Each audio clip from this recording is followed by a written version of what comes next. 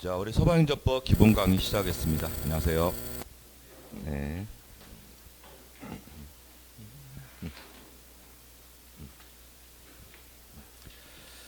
자, 우리 오늘 개강 첫날인데 그 배부된 프린트 중에서 그 가로로 돼 있는 부분이 있습니다. 그게 오리엔테이션 자료이고 그 행정법이 이제 어떤 거 공부하는 과목인지 그 실제 사례를 놓고 같이 분석해 가면서 그 구조하고 이제 목적을 같이 보도록 하겠습니다.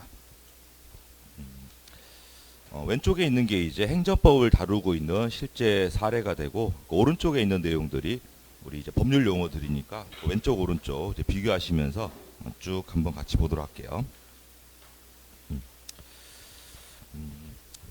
첫 번째가 우리 과목명이 행정법 총론 이렇게 돼 있는데 이제 소방관계법규처럼 이제 개별적인 법전을 각개격파하는 내용이 아니고 그 여러 가지 법률에 흩어져 있는 이제 공통 원리를 이제 배우는 그런 내용이에요. 그래서 각각의 업무 파트마다 다루고 있는 개별법들이 있는데 그 중에 이제 공통 개념하고 공통 원리를 이제 보는 내용이니까 그 이해 위주로 처음에 보시면 되겠습니다. 자, 우리 프린트 첫 페이지 왼쪽에 있는 사례가 그 신문 기사 원문 그대로인데 일상생활에서 굉장히 흔하게 벌어지는 사건인데 그 중에서 그 뉴스에 나올 만큼 뭔가 독특한 점이 하나 있으니까 이제 기사화된 것이고 여기에서 이제 행정법 총론에서 다루는 우리 기본 개념들 한번 찾아보도록 하겠습니다. 자, 사안은 이제 어떤 식당에서 종업원이 이제 법 위반 행위를 저지르고 여러 가지 이제 국가로부터 불이익을 당하는데 업주분이 뭐 행정 심판이나 행정 소송이란 이름으로 한번 국가 작용에 대해서 이제 반기를 들어보는 이제 그런 내용들이에요. 자, 1번 단락. 자, 울산 지방법원에 따르면 이런 말이 있는데 일단 사건 벌어진 곳이 이제 울산광역시이고 지방법원이다라고 하는 표현이 우리 재판하는 곳을 법원 이렇게 부릅니다. 이때 지방법원이면은 이제 우리 소송을 총 3번 하도록 돼 있는데 맨 첫 번째 벌어지는 심사, 그게 이제 1심이라고 해서 지방법원이고 1심 판결 나왔는데 따르지 못하겠다 그러면 한번 불복할 수 있어요. 승복하지 못하겠다. 다시 한번 심사를 요구하는 내용인데 1심 판결에 이제 패소한 사람이 불복하게 되면 2심, 두 번째 법원의 심사가 2심 요렇게 부르고 이른바 고등법원. 고등법원 판결 나왔는데도 나는 못 따르겠다 그러면 마지막으로 이제 3세판에 볼 수 있으니까 세 번째 법원의 심사를 3심 요렇게 부르고 그쪽이 이제 대한민국 하나밖에 없는 대법원 요렇게 돼요. 자, 지방법원은 주로 우리 주소 맨 첫 번째 칸에 있는 것을 광역지방자치단체 이렇게 부르는데 주소 맨 첫 번째 칸에 있는 지자체에 설치가 되어 있는 게 지방법원이에요. 자, 그럼 1심 사건이다라는 걸 알 수 있고, 자, 사안이 어떠한 사건이 있었나를 먼저 봐야 되는데 이런 걸 이제 법률 용어로 사실관계 이렇게 불러요. 사건 자체가 누구에게 어떤 일이 벌어졌는가 그런 내용이에요. 첫 번째, 음식점에 이제 종업원인 B가 업주가 사장님이다. 사장님이 가게에서 잠깐 자리를 비운 사이에 청소년 외 한 명에게 소주와 맥주 등 주류를 제공했다. 여기서 알 수 있는 게 혼술하러 온 게 아니고 두 명이 왔는데 그 중에 한 명이 미성년자가 있어가지고 미성년자에게 술을 주면 안 되는데 법 위반 행위가 된 그런 내용이에요. 종업원에게 울산지방검찰청의 이제 검사 아저씨가 종업원에 대해서 청소년 보호법 위반이다라는 이유로 벌금 50만 원의 약식 명령을 청구했다. 그러면 그 까만색 1번 내용이 이른바 법 위반 행위다 그런 내용이 되고 그 까만색 2번에서 벌금이란 표현이 잘못한 자를 그냥 놔두게 되면 잘 지킬 사람이 없을 거니까 질서 유지를 위해서 잘못한 자에게는 일정한 불이익을 줘요. 그러면 이제 불이익 조치를 당한 사람은 아팠으니까 다음부터 그러한 짓을 안 하려고 할 것이고 주변에 있는 사람들이 보고 저렇게 하게 되면 저 정도 데미지를 입는구나 라고 사람들이 이제 느끼게 되면 나머지 사람들도 잘 지키려고 할 거니까 그런 식으로 이제 질서를 유지하겠다 그런 내용이에요.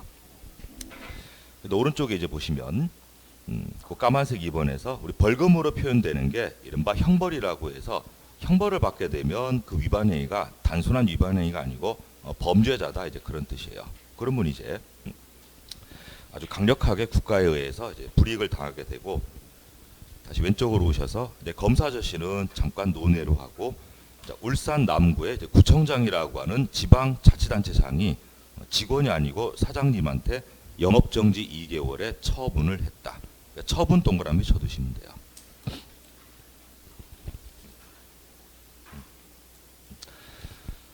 결국 이제 우리가 지금 이제 법 공부하고 있는데 법률 또는 이제 법 이렇게 불러요. 그러면 이제 법률의 기능은 뭔가? 그러면 이제 뭐 영어로 하게 되면 그냥 룰 이런 거예요. 기본적으로 누구나 따라야 된다. 그래서 사람은 이기적인 동물이고 이제 자유를 추구하다 보니까 뭔가 일정한 룰을 정해두지 않으면 전부 다 지 마음대로 할 거니까 전체가 이제 어지러워질 수 있다 이 말이야. 그러니까 행정법이 이제 뭐를 다루는 거냐면은 개인 대 개인의 관계에서도 일정한 룰이 있어야 되고 개인하고 집단 간의 관계에서도 이제 룰이 있어야 됩니다. 예를 들면은 요즘 삼성 야구 잘하고 있나요? 저번에 연패 한 8연패인가 7연패 하다가 포항 야구장에서 한 번 이긴 것 같았는데 그다음 잘 모르겠는데 야구는 개인 운동이에요. 팀 플레이예요. 팀 플레이죠. 대신에 이제 1군에서 정식 엔트리에 들어가려면 거기도 이제 경쟁이 있어야 되잖아요. 그러니까 투수들이 이제 가장 선호하는 게 아마 이제 선발 투수를 알고 있는데 일단 선발 투수 나오게 되면은 9명이 하는 거지만은 이제 비중이 가장 높다 이 말이야. 또 많은 이닝을 던져야 되고 가장 중요한 덕목이니까 연봉도 세고 거기에 비하면 이제 마무리는 이제 클로저니까 이제 좀 괜찮다고 치고 중간 개투가 이제 좀 가장 투수진 중에서는 원래 좀 약한 보직이에요.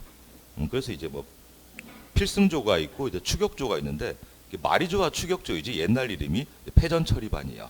어차피 버린 게임인데 중간에 기권할 수는 없으니까 그냥 땜빵용.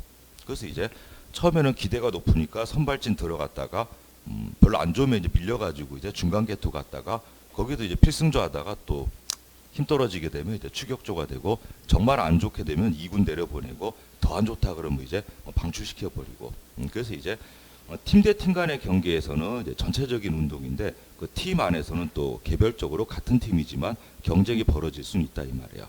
근데 이제 그렇죠. 누구는 1군에 올라오면은 한 자리 이제 채워야 되니까 누구는 1군에서 2군 내려가야 되고 근데 꼭 경쟁만 있는 게 아니고 마지막에 이제 삼성 라이온스가 이제 코리안 시리즈 가가지고 3차전 승패 나눠갖고 7차전이다. 그러면 이제 선발로 올라갔는데 나머지 투수조에서 각자는 라이벌들이지만은 그 마지막 한국 시리즈 7차전에 나간 그 친구가 망가지길 바라겠어요. 잘 던지길 바라겠어요. 잘 던지길 바라겠죠. 그때는 이제 워낙 팀 대 팀 간에 중요한 가치가 걸려 있으니까 자기 개인적인 욕망은 좀 내려놓고 우리 팀이 이제 우승하자라고 기대하는 게 일반적이에요. 그래서 전체 이익하고 각자 개별적인 이익하고 조화가 될 때도 있고 충돌될 때도 있고 전체가 중요하다 그러면 개인적인 이기심은 좀 버려야 될 때도 있고 반대로 우리 팀의 나머지는 다 스타들이니까 나 하나 대충 해도 잘하겠지 이런 식으로 해버리게 되면 팀을 위한다는 명목으로 개별적인 노력을 안 하게 되면 또 전체가 안 좋아질 수도 있고 그래서 전체하고 개인하고 이제 밸런스 조화를 보는 게 우리 행정법의 목적이다 보시면 돼요. 이런 율 중에서 공적인 이익하고 사적인 이익이 조화가 될 때도 있고 이제 충돌될 때도 있어요. 그쪽을 이제 공부하는 게 행정법의 역할이에요. 그래서 공적인 가치를 더 중요하게 여긴다. 그래서 국가로 대표되는 집단의 이익하고 구성원들인 개인의 이익하고 충돌할 때 이제 해결하는 것을 공법 이렇게 부르고 그냥 개인 대 개인의 관계. 저놈이 잘 던지며 내가 2군에 가야 되니까 개인 대 개인의 경쟁 관계가 본질이면 이른바 사법 이렇게 불러요. 그래서 우리나라는 공과 사를 굉장히 이제 구별하는 나라이니까 이쪽 위주로 보는 게 이제 공법. 개인 대 개인의 주로 돈 문제, 경쟁 관계 이런 거 따지는 게 이제 사법 이렇게 불러요. 그러면 공적인 가치와 개인적인 가치가 이제 충돌될 때 어떻게 해결하는가? 그게 이제 공법이고 이쪽에 국가를 구성하는 가장 큰 단위의 법률이 헌법 이렇게 돼 있고 헌법을 좀 더 이제 풀어 쓴 게 행정법 이렇게 돼 있어요. 그래서 공법 그럼 기본적으로 공과 사가 조화가 될 때보다는 두 개가 충돌할 수 있으니까 그쪽을 합리적으로 잘 해결하기 위해서는 누구나 따라야 되는 룰이 먼저 나와 있어야 돼요. 그때그때마다 뭐 주사위 굴려서 정한다 이렇게 하게 되면은 예측 불허가 돼버리니까 국민의 입장에서는 뭐가 어떻게 될지 예상이 서지 않으면은 굉장히 이제 그 불안정한 상황이 돼요. 그래서 법이 추구하는 건 그냥 법적 안정성 이렇게 불러요. 뭐 야구로 예를 들게 되면은 감독들이 제일 좋아하는 게 일단 5명 선발 체제이면 1선발부터 에이스, 5선발까지 있는데 뭐 몸이 좋건 구위가 좋건 안 좋건 꾸역꾸역 어떻게 맞춰서라도 한 5이닝 정도 버텨준다 그러면 계산이 서는 투수. 그게 선발 투수에서는 이제 최고의 덕목. 근데 반대로 이제 긁히는 날은 언터처블인데 컨디션 안 좋은 날은 이제 맨날 벤치 클리어링 유발하고 있으면은 다이나믹한 건 있는데 굉장히 안정적이지 못하고 불안정한 투구이니까 높은 가치를 못 받아요. 그래서 계산이 선다. 그게 이제 법률 용어로 표현하게 되면 예측 가능성이 보장이 된다 그런 뜻이에요. 법이라는 게 기본적인 것은 미리 정해놨으니까 누구나 법대로 지켜져야 된다. 그래서 미리 정해놓은 것에 대해서 사람들이 예측할 수 있으면 이게 법적 안정성이고 예측 가능성 보장이고 이게 법이 추구하는 기본적인 기능이에요.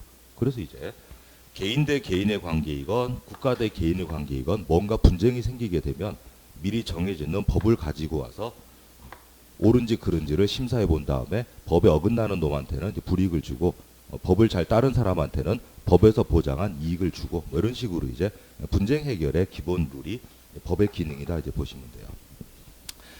자, 그럼 1번 단락에서 우리가 유추할 수 있는 게 세 번째 줄에 종업원이 미성년자에게 술을 줬더니 청소년 보호법 위반이다라는 말을 쓰는 자체가 미리 정해져 있는 청소년 보호법에 미성년자를 보호하기 위해서 미성년자에게 술 주면 안 된다라고 이제 금지시켜 놨는데 그거를 위반하게 되면 법에서 금지된 행위를 했으니까 뭔가 불이익을 받는다 그런 내용이에요. 이때 종업원은 자기가 잘못했으니까 이제 벌금 받는데 그 밑에 줄에 구청장이라는 분이 사장님이 매상 올리기 위해서 지시한 게 아니고 잠깐 자리를 비운 사이에 미성년자에게 술 팔은 그런 이제 일이 벌어졌는데 영업정지 2개월에 처분을 했다. 그러면 처분 일단 뭔지는 제대로 공부 안 했지만 느낌상 부드러운 거예요. 이거 센 거예요. 센 거죠. 가게 2달 문 닫아라 이런 내용인데 이거 업주분이 순순히 응할 일 없잖아요. 근데 원튼 원치 않든 무조건 따라야 된다. 그러면 이런 걸 권력적이다 또는 강제적이다 일방적이다 이제 그런 말을 써요. 그 다음에 업주 A라는 특정 한 사람에게 직접 발동되는 성격이 있고 굉장히 구체적이에요. 그러면 영업을 2달 강제로 쉬어야 되는 국가 작용을 이제 받은 거예요. 그러니까 오른쪽에 보시면 지금 위반 행위는 1개인데 데미지는 지금 2명이 이제 입고 있습니다. 그래서 보시면 벌금으로 대표되는 게 이른바 형벌 이렇게 부르고 사건에 나와 있는 까만색 3번에 영업정지 2개월의 처분이라는 게 이른바 행정상의 제재처분 이렇게 불러요. 자, 공통점은 둘 다 위반 행위니까 국가가 일정한 불이익을 준다 그런 뜻이에요. 그럼 밑에 표에서 자, 법적 근거가 필요하다. 그게 이제 별표 두시고 법적 근거. 항상 법 공부는 이제 끝나고 나시면은 별게 없는 게 항상 이제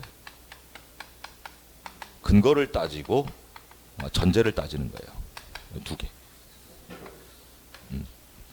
뭔가 국가가 일을 하려면은 이런 거 할 수 있다라고 미리 근거가 있었어야 되냐 이런 거 따져보는 것이고 지금 이 얘기를 하려면은 앞서 뭔가가 있었어야 된다. 그걸 전제라고 부르고 전제를 따져가는 게 이제 논리 이렇게 불러요.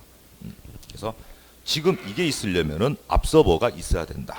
뒤집어 얘기하면 이게 없으면 얘도 안 되는 거예요. 그런 식으로 이제 따져가는 게 법 공부의 이제 기본적인 방식이에요. 법률 문장이 처음에는 읽어보기가 되게 힘들게 되어 있는데 좀 익숙해지고 나면은 장점이 말싸움이 늘어요. 이게 발달하니까. 저쪽에서 뭔가 얘기하게 되면은 그거 깨트리는 기법을 이제 많이 익혀지게 돼요. 네가 말하는 건 근거가 타당하지 못하다 이런 얘기할 수 있고 앞서 네가 이 얘기했으면은 지금 이게 나와야 되는데 이거와 전혀 다른 얘기하고 있으면 잘못됐다 이런 식으로 이제 말싸움이 들어요. 왜 그런가 하면은 룰이 있는데 지키는 사람이 있고 안 지키는 사람이 있는데 오늘날에 와서는 싸움 붙으면은 힘으로 해결해요. 말싸움해요. 말싸움하게 돼 있죠. 전 세계가 지금 이제 발달돼 있으니까 그런 거예요. 근데 법이 발달되지 않은 옛날 원시 시대에서는 체급이 좋고 힘센 놈이 뭐 짱이죠.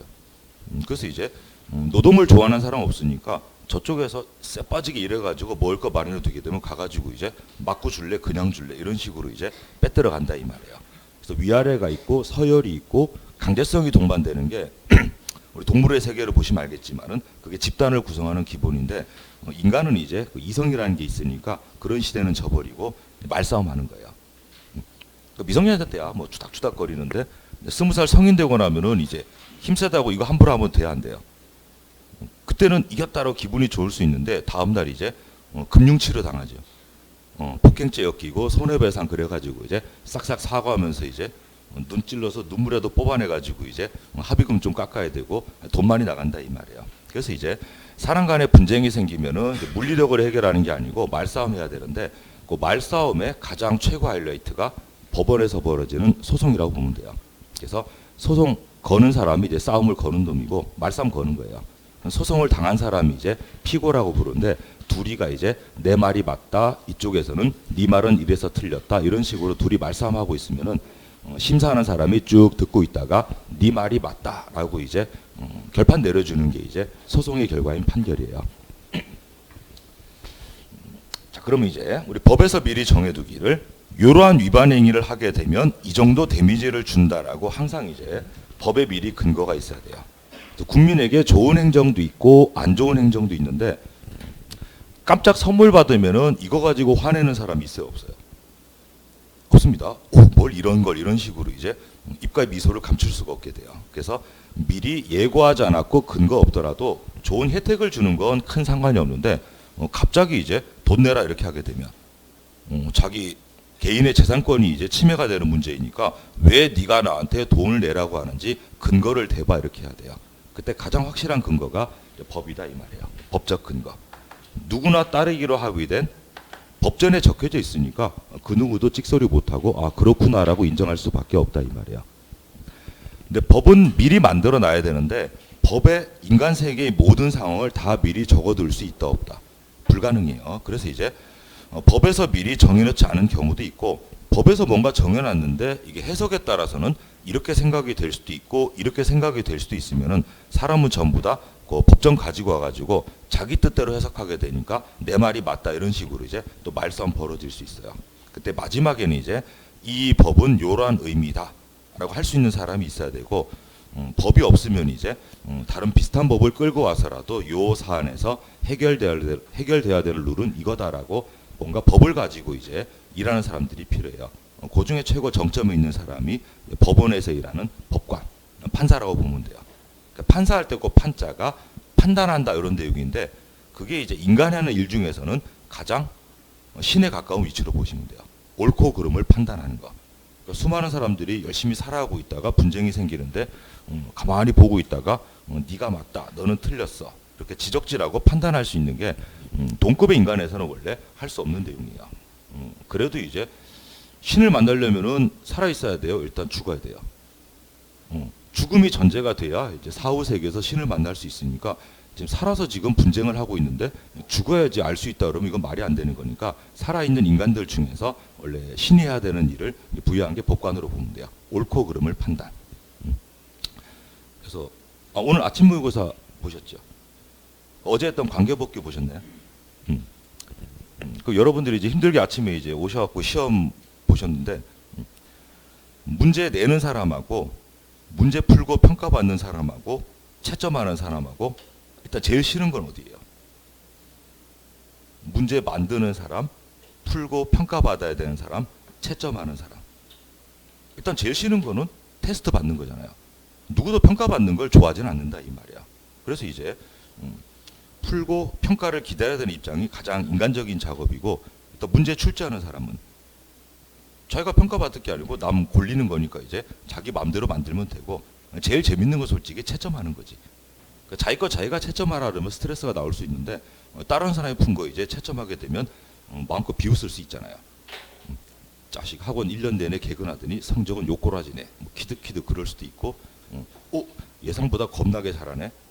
상대의 실력을 인정하기보다는 뭔가 문제 미리 받은 거 아니요? 뭐부터 시작해가지고 이제 여러 가지 음모론이 나올 수 있는데 문제 내는 사람하고 채점하는 사람은 그나마 괜찮은 작업이고 풀어야 되고 시간 내 쫓기듯이 풀고 채점하고 틀린 거 다시 이제 복습해야 되고 다음에 또 그게 나오면은 틀리지 않도록 해야 되고 그게 제일 힘든 일이에요.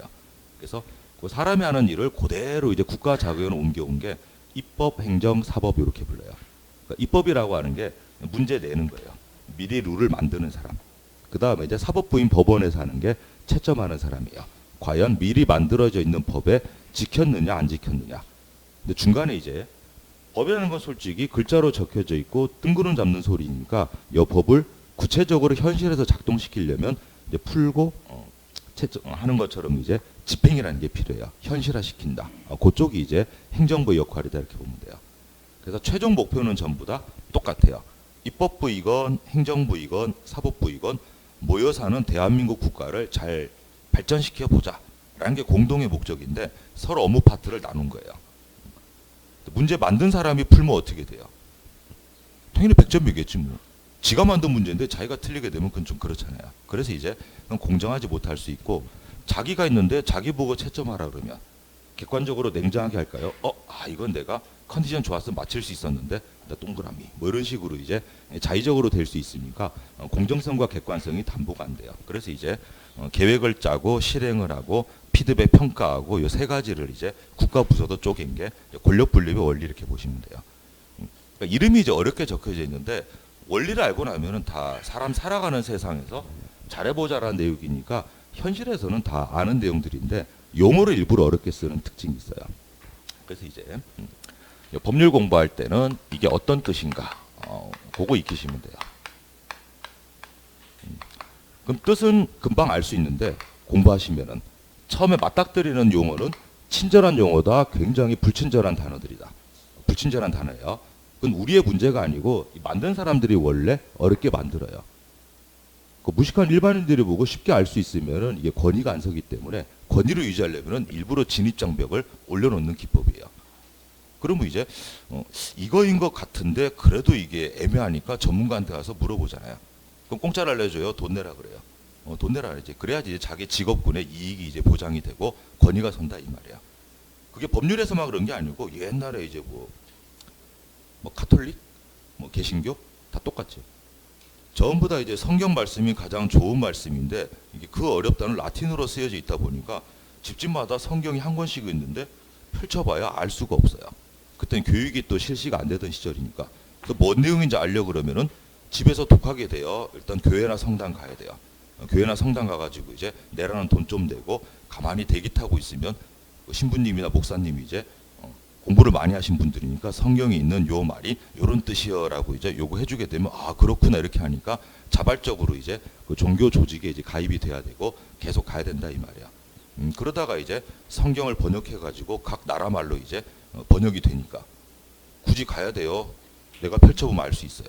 우리나라 말로 이제 다 번역이 돼 있으니까 그때부터 이제 종교의 권위가 추락한다 이 말이야. 그래서 이쪽에게 편하면 이쪽이 안 좋을 수 있고 이런 식으로 이제 모두에게 이익이 같이 늘어나는 경우는 굉장히 찾기 힘들기 때문에 누군가가 좋아지면 누군가는 안 좋게 되니까 그런 곳에 이제 충돌이 생기고 그런 게 이제 법률 분쟁 이렇게 불러요. 법률 용어는 원래가 이제 어렵게 쓴 말이니까 한글이 쉬워요, 한자가 쉬워요. 한글이 쉽죠. 그래서 이제 전부 다 한자어로 적혀져 있어요. 한자는 소리 글자예요, 뜻 글자예요. 뜻 글자. 소리 글자하고 뜻 글자가 장단점이 아주 명확해요. 일단 한글의 최고 장점은 배우기 쉽잖아요. 이게 조합의 원리가 있으니까 쓰여지는 대로 이제 읽기는 쉬워요. 근데 문제는 읽은 다음에 한 번 더 공부해야 돼요. 이게 뭔 뜻인지를. 뜻 글자가 아니기 때문에. 한자어는 반대로 이게 어떻게 읽는지는 중요한 게 아니고 모양 보고 이게 한 단어 한 개마다 뜻이 있으니까 보면 뭔 뜻이구나라고는 알 수 있다 이 말이야. 저걸 체험한 게 일본어 히라가나 가타카나도 그 뜻 글자예요, 소리 글자예요. 소리 글자잖아. 표기하는 거. 근데 한글보다는 이제 그 조직성이 굉장히 좀 떨어지지 기본적으로. 받침도 안 되고 뭐 기본적으로. 일단 제대하고 친구들하고 이제 알바해가지고 돈 긁어 모은 다음에 돈이 없으니까 이제 멀리는 못 가. 일본이 이제 배낭여행 가자 뭐 이렇게 해가지고 이제 이것저것 하다가 이제 제가 서점 가가지고 이제 뭐 조그만 핸드북 쭉 쌓여져 있는데 뭐 여행 일본어 이래가지고 손바닥만한 책이 있는데 그거 보고 이제 가서 이제 몇 마디라도 좀 하려면은 좀 해봐야겠다. 그래갖고 이제 살려고 그러니까 친구가 이제 안 사도 된대. 자 고등학교 때 제2 외국어 일본어 했대. 걱정하지 말래. 그래서 유능하다야. 그래갖고 이제 책 안 사고 이제 비행기 타고 일본에 도착해가지고 가다가 이제 배고프니까 뭘 먹어야 되겠는데 이제 간판이 다 일본 글자인데 저 일본어를 모르니까 야 배고프다. 야 뭐 좀 먹자야. 그랬더니 이제 간판이 크게 있길래 저 뭐 하는 데냐 그랬더니 이놈이 이제 뭐 가타 구미 뭐 읽어요. 이게 뭔데 그랬더니 몰라 이러더라고. 그 읽을 수는 있는데 뜻이 뭐인지는 따로 공부를 해야 되는데 그건 안 한 거야. 그 전혀 도움이 안 되더라고. 근데 반대로 이제 지나가다 이제 물고기 어자가 한자가 그려져 있으면 그건 생선 파는 집일 것이고 고기 육자가 그려져 있으면 그건 고기 파는 집이겠죠. 그거보다 더 쉬운 건 이제 물고기 사진 붙여져 있으면 뭐 어떻게 하든 간에 물고기 파는 집이고 돼지가 환하게 웃고 있으면 그 돼지고기 파는 집일 거니까 그런 식으로 이제 뜻이냐 소리냐 이런 게 이제 장단점이 명확하다 이 말이에요. 근데 이 중에서 한자가 어려워요. 뜻글자니까. 하나하나마다 계속 익혀 나가야 되니까 이게 이제 어려운 내용이에요. 그래서 법률 용어는 한글이 있다 없다? 없습니다. 전부 이거예요. 그냥 법이라고 하는 게 최근에 만들어졌어요. 옛날부터 있었어요. 옛날부터 있다 보니까 요즘에 이제 이렇게 외국 유학 갔다 온 사람이 괜히 아는 척 하려면 한글만 써요. 막 중간에 이상한 영어 단어 막 섞었어요. 영어 단어 막 섞어 쓰죠. 마찬가지로 이제 옛날 조상님들이 있는 척 하려면은 다 중국 유학파들이니까 전부 한자어를 썼기 때문에 이게 학문은 기본적으로 전부 다 한자어로 돼 있어요. 이게 저 국어선에 들은 얘기인데 순수 한글은 뜻글자가 없대요. 뜻을 의미하는 게. 이유가 뭐예요? 그랬더니 먹고 살기 힘든 민족이어서 한반도에서. 그러니까 오늘 뭔가 노동을 하지 않으면 내일 먹을 게 없다 보니까 머릿속에서 상상할 수 있는 여력이 주어지지 않음. 쎄빠지게 노동을 해야 돼요. 의미, 뜻이라는 걸 머릿속으로 굴리려면 먹고 사는 문제가 먼저 해결이 돼야 돼요. 그럼 이제 혼자 이제 멍 때리고 공상하다가 이렇게 한번 해볼까나 저렇게 한번 해볼까나 그러면서 뭔가 이제 발전할 수 있는 건데 오늘 뭔가 하지 않으면 내일 생계가 담보가 안 되는 경우에서는 이게 머릿속으로 공상하기는 힘들어요. 한반도에서 이제 먹고 살기 힘든 민족이다 보니까 순수한 거는 전부 다 그 모양을 나타내거나 뭐 자기 감정을 표현하거나 뭐 의성어, 의태어 이런 게 발달돼 있고 저기 이제 중국이 이제 대국이다 보니까 그쪽이 이제 뭔가 물자가 많고 인구도 많다 보니까 노동은 이제 인구 하도 많으니까 노동시키고 남는 사람들이 전부 다 혼자 머리 굴려가면서 이제 학문도 발달하고 기술도 발달하고 이러면서 이제 뜻글자가 여기 다 있는 거예요. 대신 한자어 좋은 점은 이제 법률에서 쓰이는 거는 몇 개 안 되기 때문에 좀 알아두시면 이제 처음 보는 단어라도 대충 조합해서 의미를 다 알아낼 수 있게 돼요. 근데 특이한 거는 한자어를 쓰는 영역 중에서도 이제 가장 전문직을 자처하는 사람들이니까 일반인보다는 좀 더 한자어도 다르게 쓰고 있어요. 주로 두 글자로 된 용어가 많은데 처음 들어보는 게 나오면은 좀 뒤집어 읽으면은 우리가 아는 걸로 이제 많이 바뀌어요. 대표적인 게 우리 소송의 결과물을 판결 이렇게 부르는데 법관이 판단한 결과 그런 뜻이에요. 판결 뒤집어 읽으면 결판. 인간 사는 세상의 분쟁을 마지막으로 결판 짓는 작업이 판결 보시면 돼요. 그래서 1심, 2심, 3심 한 다음에 대법원 판결 나오면 게임 끝이다 이 말이야. 그러니까 패소한 사람은 감정적으로는 받아들이지 못하겠지만 이제 현실 세계에서는 더 이상은 어떻게 할 수가 없게 돼요. 사람 사는 세상의 분쟁을 마지막으로 결판 짓는 작업을 판결 이렇게 부르고 그러니까 판단하는 판사들 젊은 사람 뽑을까 안 뽑을까요? 절대 안 뽑습니다. 그건 전세가 어디나 똑같아요. 왜냐하면 부대껴 보면서 사람 대 사람의 그 이해를 할 수 있는 나이대가 돼야지 이제 할 수 있는 거지 19살짜리가 어떻게 판사하겠어요. 40, 50대들이 그렇게 치열하게 싸우는 게 개인 감정 때문에요. 전부 다 이제 처자식 먹여 살린다. 이걸 명분으로 걸고 이제 맨날 이제 점점 이기적이 돼가는 게 한국 사회 아저씨들의 모습이다 보니까 이제 19의 이 친구가 그런 걸 이해할 리가 없다 이 말이야. 왜 사람이 추하게 저렇게 늙었지? 에라 둘 다 깜빵 가라 이런 식으로 이제 막 판결 내려버리게 되면 말이 안 되는 거니까 법공부는 기본적으로 나이 먹은 사람들이 원래 잘하는 거예요. 기본적으로. 그게 로스쿨 제도가 그런 취지예요. 의대도 마찬가지고 그러니까 법률적으로 사람을 직접 대하거나 정말 사람의 신체를 직접 대하는 인간을 알아야지 되는 것들이니까 로스쿨이나 메디컬 스쿨의 취지가 별 대단한 게 아니고 나이가 좀 있어야지 할 수 있는 영역이다. 그래서 이제 일반 학부에서 이제 한 4년 5년 때운 다음에 어느 정도 한 20대 중반 이후부터 이제 이거 한번 더 해봐라 뭐 이런 식이에요. 그러니까 내용이 어려워서가 아니고 사람 모여 사는 세상에 뭔가 갈등과 분쟁이 있다라는 걸 어느 정도는 알아야지 이제 좀 접근할 수 있고 그래요.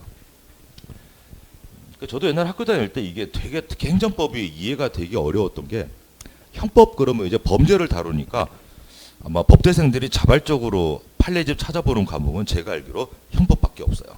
거기 펼치게 되면 오만 범죄가 나오니까 빌런들 보는 게 더 재밌잖아요 원래. 근데 이제 행정법은 지금 생각하니까 제대로 일을 해본 적이 없으니까 세금을 내본 적도 없고 맨날 시험 공부한다고 뭐 학교 집 틀어박혀 있으니까 사회생활을 별로 안 해봤기 때문에 행정 처분이라는 걸 당해본 적도 없고 이제 거리가 먼 사업이라는 건 더더욱 해본 적이 없고 근데 나중에 이제 그렇게 하려고 해서 안 됐었는데 40대 넘어가고 나니까 이제 책에 있는 판례들이 다 이해가 저절로 되는 거예요. 왜 싸우는지를 이제 저도 몸으로 부대끼면서 경험을 해보고 나니까 우리가 보는 판례들은 전부 다 이제 단순한 몇 줄짜리이지만은 여기까지 대법원까지 오려면 전부 다 걸려 있는 게 많다 보니까 이제 죽어라 싸우는 것들이에요. 그래서 이제 법률 용어는 한자로 되어 있고 원래 어렵게 만들려고 하는 그런 내용이 있으니까 읽고 어떤 뜻인지만 한번 들어두시면은 그 다음부터는 이제 크게 이제 어려운 건 없을 거예요. 자, 그러면 이제 우리 표를 한번 보시면은 이제 비교 대상이 있는데 둘 다 안 좋은 거니까 국민에게 안 좋은 국가 작용할 때는 반드시 법에 미리 근거가 있었어야 한다. 이게 대원칙이에요. 법 만드는 사람들이 이제 국회라고 부르는데 국회의원을 선거 아닌 방식으로 뽑는 나라는 없습니다. 이게 이론적으로는 국회가 곧 국민이에요. 왜냐하면은 법에 쓰여져 있으면은 국민들의 자유와 권리가 좀 더 이제 제한될 수 있는데 그거를 할 수 있는 이유가 개개인들을 좀 제어하지 않으면은 전체가 이제 개판될 수 있으니까 뭔가 법에 쓰여져 있는 대로 따르기로 한다. 그래서 법은 모두에게 적용되는 거니까 법을 만들 때는 모두가 동참해야 돼요. 근데 이제 물리적으로 인구 숫자 늘어나고 있으니까 법률 하나 만들거나 법률 한 개 개정할 때마다 일일이 국민투표 다 해야 된다 그러면 그게 너무 이제 비효율적이니까 우리를 대신해서 네가 우리 대신에 좀 혀라 라고 국민이 직접 법을 만들어야 되는데 그러기에는 물리적으로 한계가 있으니까 국민들이 자기 권한을 넘겨줘 가지고 우리를 대표해서 네가 해 라고 대표자를 세운 게 이제 국회예요. 이게 법의 논리에 기본적으로. 자, 그러면 이제 국회의원들이 법을 만들었으면은 개별적으로야 찬성 안 하는 국민들도 무조건 따라야 돼요. 대신에 이제 선거제도라고 하는 게 국회를 또 통제할 수 있는 역할하는 게 4년마다 한 번씩 선거를 하니까 우리를 대표하라고 뽑아줬는데 국회가 자꾸 법을 이상하게 만들면 다음번 선거 때 표를 안 주면 돼요. 그런 식으로 이제 견제가 돼요. 그럼 국회의원들 입장에서는 당선됐다고 능사가 아니고 다음번 재선해야 되는데 일을 못하거나 이상하게 하고 있으면 선거 때 표를 안 줄 거니까 좀 잘하려고 하겠죠. 그런 식으로 이제 선출직이 선거제도가 국민의 의사가 직접 반영되기도 하고 그 선출직 공무원을 자동으로 통제할 수 있는 장치도 된다 이 말이에요. 대구나 광주나 이게 의리를 지키는 건 좋은데 발전이 돼야 안 돼요. 안 됩니다. 그 원리가 그래요. 속담도 있잖아요. 잡은 물고기는 먹이를 준다 안 준다? 안 줍니다. 광주 같으면은 뭐 성정로, 대구 같으면 서문시장 가서 오뎅 하나 먹고 가면 표를 다 주는데 돈을 쓸 리가 없잖아. 말은 번지르르하게 하고. 그래서 이제 어차피 당선은 시켜주더라도 좀 위협을 좀 가해줘야 돼요. 확 큰 차이가 아니고 이렇게 좁은 차이로 당선되면은 계속 방치하다가는 이거 뒤집어질 수도 있겠는데 경각심을 좀 줘야지 이제 뭔가 일을 하는 사람들이지 잡은 물고기는 먹이를 안 줘요. 그러니까 계속 이제 빈입빈 부익부가 되는 게 수도권은 고향이 있어 없어요. 전국 각지에서 다 모여 있으니까 이리 갔다 저리 갔다 이제 좌충우돌 하고 있으니까 이거 공약했다가 지켜주지 않으면 다음번 표를 못 받는 게 확실하니까 무조건 공약을 실시한다 이 말이에요. 그래서 거기는 너무 불필요하게 이제 도로 지하철 개발이 너무 많이 되고 있는 게 문제이고 나머지 지방에서는 이게 선거에 그 민심이 너무 확실하게 되면 이게 돈을 안 써요 기본적으로. 그래서 이제 조금 뭔가 이제 위협을 가해주고 경각심을 일깨워주고 계속 이제 갈궈야 돼요 솔직히 그분들은. 그게 이제 비판의 자유, 헌법에서 말하는 언론 출판의 자유예요. 그러니까 잘하는 거는 잘한다 해야 되는데 못하고 있는 건 계속 갈궈야 돼요. 그렇지 않으면 이제 이분들이 자기 개인의 이익만을 챙기는 성향이 또 강한 슈퍼 스펙자들이다 보니까 하여튼 계속 이제 국민들이 이제 표현의 자유를 활용해서 이제 갈구고 선거 때 한 번씩 이제 힘을 한번 보여주고 선거 끝나고 나면 이제 또 우리 사실상 노예되는 거지 뭐. 선거 앞두고선 전부 이제 뭐 90도 인사하고 뭐 어르신 두 손 붙잡고 막 시장 방문하고 나는데 끝나고 나면 한 3년 쌩까다가 이제 또 선거철 되면 다시 또 이제 나타나가지고 이제 뭔가 하고 있는데 그런 게 이제 법으로 정해놓은 전부 이제 시스템들이에요.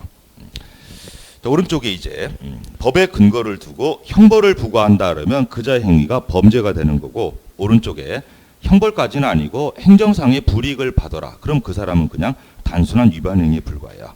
이때 두 번째 별표 두시고 자, 형벌은 범죄자에게 가해지는 건데 형벌을 부과받는 대상자는 전부 다 현실적인 범죄 행위자예요.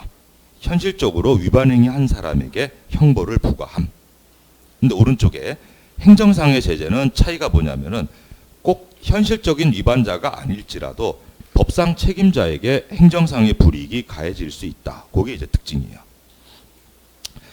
우리 방금 봤던 사례를 대입하게 되면 종업원 B 아저씨가 미성년자 테이블에다가 술을 딱 갖다 줬으니까 그 사람이 청소년 보호법 위반 행위자야. 그러니까 본인이 이제 검사에게서 이제 벌금, 형벌을 부과받는 거고, 자, 업주 A 아저씨가 음식점 영업 허가 명의자인데 그 사람은 자기가 직접 한 게 아니겠지만 허가 명의자, 음식점을 자기 이름으로 오픈했으니까 자기가 책임지도록 돼 있어요. 그래서 법상 책임자가 업주 사장님이니까 영업 정지를 그냥 받게 돼요.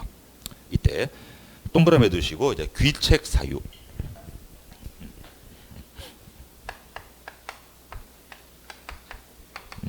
이게 이제 풀어쓰게 되면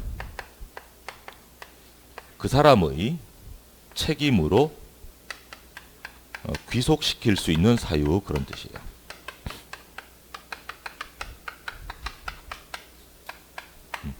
근데 한글로 쓰게 되면 이게 일일이 쓸 때마다 너무 길어지게 되니까 이제 포인트 되는 글자를 따가지고 이렇게 본 거예요. 그래서 귀, 책, 사, 유. 그럼 이유인데 그 사람의 책임으로 귀자가 이제 우리 귀소 본능, 귀가하다, 돌아올 귀. 그래서 그자의 책임으로 돌릴 수 있는 사유. 쉽게 말해서 네 탓이다라고 남을 탓할 수 있는 이유 그런 뜻이에요. 요 귀책 사유의 다른 이름이 거기 나오는 고의나 과실 이렇게 불러요.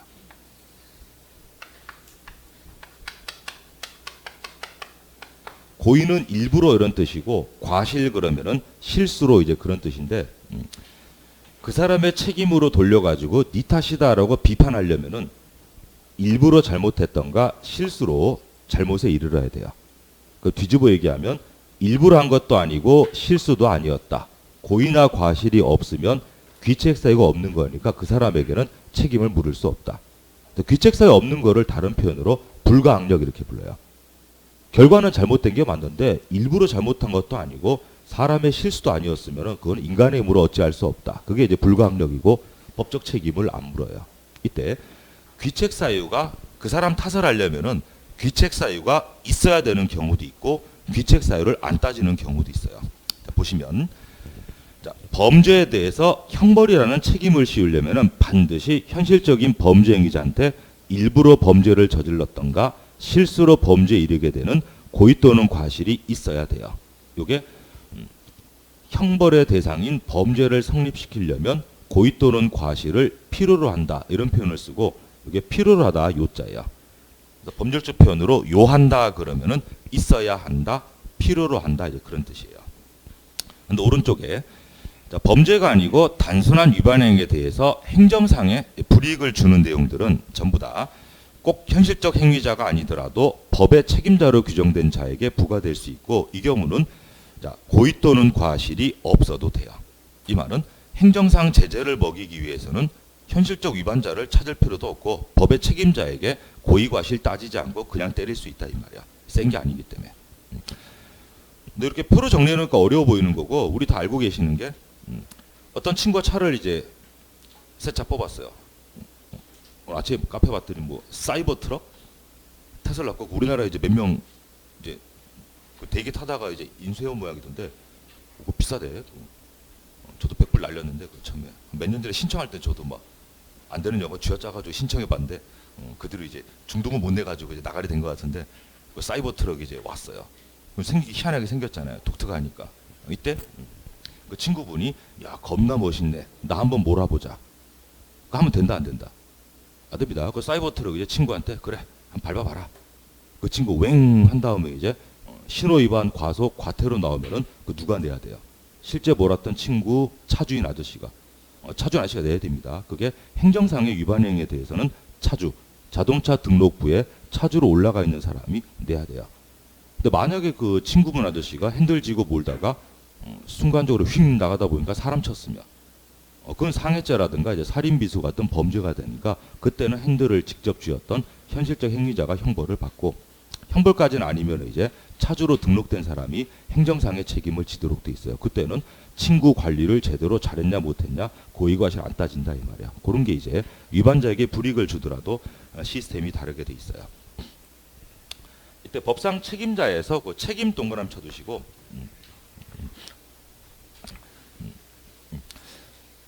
뭐 국어 시간에 하는 글쓰기 이건 뭐 영어 독해 이건 다 같은 원리인데 뜻은 같은데 같은 단어를 계속 안 쓰려고 하는 게 또 원래 이제 모습이에요. 영어 독해 같은 것도 같은 뜻인데 단어가 이제 이리저리 좀 비슷한 단어로 바뀔 수도 있고 하여튼 동어 반복을 잘 안 하려고 하는 게 원래 글쓰기의 이제 기본이 되는데 책임이라는 거하고 권한이라는 거하고 명의하고 같은 뜻이에요. 전부 다 법률에서. 법률적으로 자기 이름으로 돼 있으면 이 일은 내가 할 수 있는 권한자다 이런 뜻이 되는데 이 말은 뒤집어 얘기하면 내 이름으로 한 권한 행사에 대해서 책임도 명의자인 내가 진다 그런 뜻이에요. 이 세 개가 이제 같은 뜻이에요. 법률에서.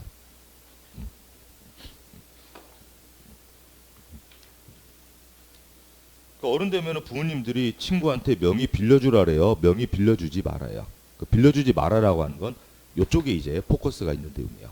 그래서 명의자가 보통 권한자이자 책임자가 되는 그런 내용이에요. 이 스파이더맨에 나오잖아요. 명대사. 큰 힘에는 큰 책임이 따른. 논리가 똑같은 게 기본적으로. 그래서 명의, 권한, 책임 똑같아요. 그러면 음식점 사장님이 자기 이름으로 가게를 허가받고 오픈했으니까 이 음식점 운영 권한은 명의자에게 있는 대신에 자기 가게에서 잘못된 일이 있으면 자기가 책임진다 이런 내용이고 행정부에 공무원들이 되게 많이 있는데 그 중에서 처분이라고 하는 대표 행정을 자기 이름으로 발동할 수 있는 가장 높은 공무원을 행정청이라고 불러요. 소방공무원 같은 경우에는 최고 높은 행정청이 소방청장님. 그럼 소방청장님이 이 처분은 나의 권한이다. 청장님 명의로 처분 나왔으면 국민들이 그 처분에 반발해서 소송을 제기하면은 책임도 누가 진다? 청장님이 책임져야 되니까 청장님이 소송에 이제 피고석에 앉는다 그런 논리예요. 그러니까 세 개가 이제 법률에서는 같은 걸로 다루고 있으니까 알아두시고. 자, 그럼 1번 단락까지가 이른바 행정작용편 이렇게 불러요. 그래서 1번 단락이 하고자 하는 말은 자, 법을 잘 따라야 되는데 법에 어긋나는 행위를 하거나 법에 어긋나는 상태를 이제 방치했던 업주분한테 일정한 이제 불이익이 나가요. 불이익이 지금 종업원에게는 이제 벌금, 형벌이 나가고 있고 사장님한테는 이제 영업 정지라고 하는 행정상의 제재 처분이 나갑니다.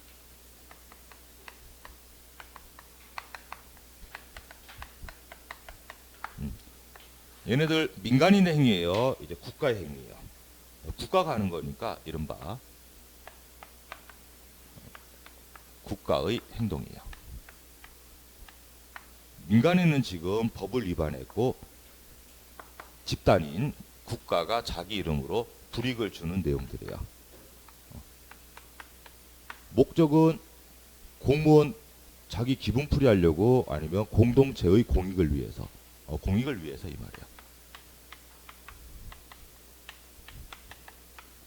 근데 잘못한 자에게 불이익을 주는 국가 작용의 목적은 공익 달성 중에서 이른바 질서 유지예요.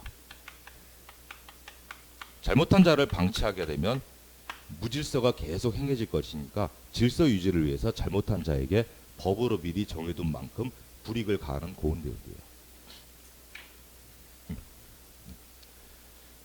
근데 이제 공익을 달성하기 위해서 국가가 이러한 행동을 하는 것 자체는 괜찮을 수 있는데 이거 하니까 지금 어떤 데미지가 생겨요. 벌금 50만 원 받으니까 종업원 아저씨는 자기 개인 돈이 늘어나요, 줄어들어요. 전과 생기고 지금 50만 원 돈을 강제로 내야 되니까 이제 종업원의 50만 원 돈 내야 되니까 자기 개인 재산권이라고 하는 헌법에서 보장한 국민의 권리에 안 좋은 부작용이 생겨요. 침해가 이루어지고 전과 1번 기록 나는 거는 뭐 둘째의 문제를 하더라도 일단 돈 50만 원 강제로 내야 되니까 자기 돈 까져요. 자, 덩달아의 사장님은 직접 술 판 적도 없는데 가게가 자기 이름으로 돼 있다 보니까 행정상의 제재를 무조건 받아야 돼요. 그러면 이제 영업하고 싶은데 영업 2달 못하게 하고 있으니까 이른바 자기 일을 못한다. 직업의 자유가 침해가 돼요.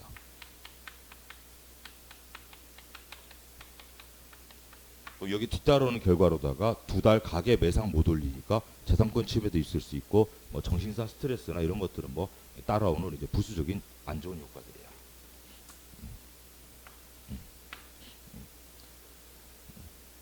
그래서 이제 초록색을 추구하다 보니까 지금 개개인들의 이익이 지금 훼손되고 있는 그런 상황이에요. 그럼 옛날 같으면은 국가 쪽을 중시했어요. 옛날에도 개인을 중시했어요. 옛날은 무조건 국가 중심주의였으니까 국가가 하는 일은 무조건 옳다. 닥치고 따라라. 그런 시절이 있었는데 지금은 이제 쭉 시대가 바뀌면서 오늘날에는 국가도 잘못될 수 있다. 뭐 그런 시대를 살고 있으니까 이제 국민들 입장에서는 나의 개인적인 침해가 어느 정도까지는 받아들여질 수는 있겠지만 너무 과도한 침해를 주는 국가 작용에 대해서 반기를 들어볼 수 있게 돼요. 그러면 이제 이렇게 개인적인 이익이 침해되고 있으니까 이런 공익을 추구하는 활동 때문에 사적인 이익이 지금 침해되고 있는 모습이에요. 그럼 이거 방치한다. 여기를 위해서도 뭔가 시스템이 마련돼 있다. 여기를 위해서도 뭔가 시스템 마련돼 있다. 그쪽을 보는 내용이 또 침해되고 있는 사익을 이제 회복을 시켜줘야 돼요.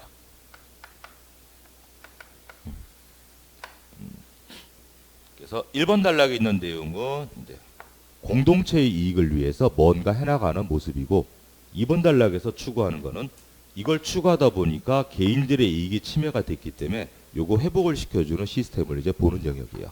오늘날 행정법은 이쪽에 이제 포커스가 있어요. 그러니까 회복시켜주는 방식은 2가지가 보통 나오는데 원인 자체를 없애면 돼요.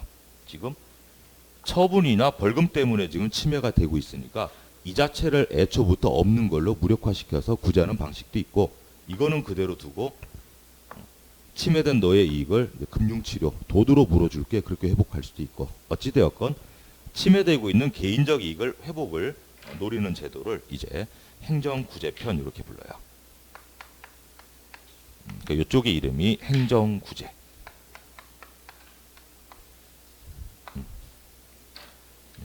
1번 단락이 추구하는 단원명이 행정작용편 이렇게 불러요. 그래서 작용과 구제에 관한 우리나라 공법 이렇게 부르는 게 행정법이다 이 말이에요. 그래서 기본적인 시스템은 요게 다예요. 그러니까 이거를 추구하다 보니까 이게 훼손될 수 있기 때문에 이거를 방치하는 게 아니고 이쪽을 위해서도 뭔가 구제 장치가 있다. 그게 이제 가장 대표적인 게 소송 이렇게 불러요. 그걸 이제 계속 공부하는 게 행정법이다 보면 돼요. 그럼 남는 건 이제 이게 어떻게 하면은 잘 될 수 있고 이게 어떻게 하면은 잘못되는 것인가 그런 기본 개념 보고 잘못된 행정에 대해서는 어떠한 방식의 행정 구제를 도모해 볼 수 있나 뭐 그런 게 이제 행정 구제편이에요. 그럼 이쪽으로 왔다고 해서 무조건 국민 편을 들어주는 건 아니고 이게 잘못됐다고 주장하는 국민의 말을 정식으로 한번 들어주고 심사해 볼 기회를 갖도록 하겠다. 그게 이제 행정구제편 이렇게 보시고 옛날에는 이제 뭐 독재, 집단주의 중심에서 오늘날에는 각자 개개인의 개인주의 쪽으로 가고 있으니까 행정법도 이쪽에 이제 포커스가 많이 나오고 있어요. 자, 이번 단락에서 그 1번 지문 읽어보고 우리 첫 시간 마무리했습니다. 그래서 자, 업주분이 영업정지 2개월 처분당한 다음에 밑줄 취소를 구하는 이렇게 표현하는데 구한다 이 말이 요구한다 이런 뜻이에요.